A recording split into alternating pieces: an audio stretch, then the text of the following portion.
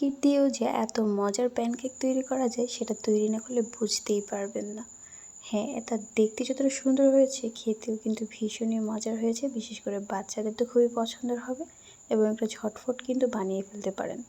তো তার জন্য প্রথমে কী লাগছে, আমি কিছু মিল্কি বিস্কুট নিয়ে নিয়েছি। আপনারা আপনাদের পছন্দ মতো বিস্কিট নিয়ে নিতে পারেন।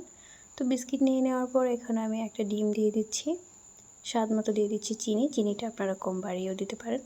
তারপরে এখানে অল্প একটুখানি স্বাদ মতো লবণ দিয়ে দিয়েছি, বেশি লবণ দিয়ে নেই। 1 কাপের মতো লিকুইড দুধ দিয়েছি, আপনারা চাইলে গুঁড়া দুধটাও দিতে পারেন।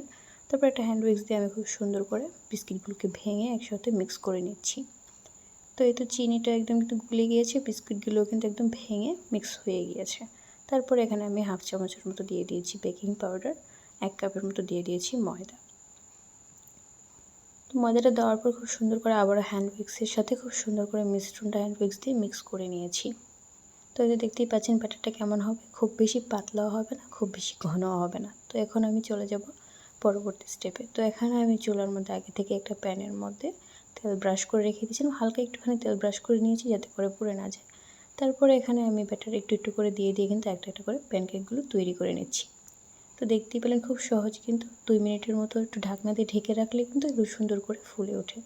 তো এই তো পারফেক্টলি কিন্তু হয়ে গিয়েছে, দেখতেই পাচ্ছেন। দেখতেই পারলেন তো কত সুন্দর, কত লোভনীয় লাগছে। খুব অল্প সময় কিন্তু তৈরি হয়ে যায়। এটা আপনারা চাইলে মধুর সাথেও সার্ভ করে খেতে পারেন অথবা এমনিতেও খেতে পারেন। তো আজকের রেসিপিটা এইটুকুই। আমার রেসিপিটা ভালো লাগলে আমার পেজটিকে ফলো দিয়ে শেয়ার করে কমেন্ট করে রাখবেন। যারা ইউটিউব থেকে দেখছেন আমার ইউটিউব চ্যানেলটাকে সাবস্ক্রাইব করে দেবেন। তো আপনাদের সাথে দেখা হচ্ছে পরবর্তী নেক্সট ভিডিওতে। ততক্ষণ সবাই ভালো থাকেন, সুস্থ থাকেন। আসসালামু আলাইকুম।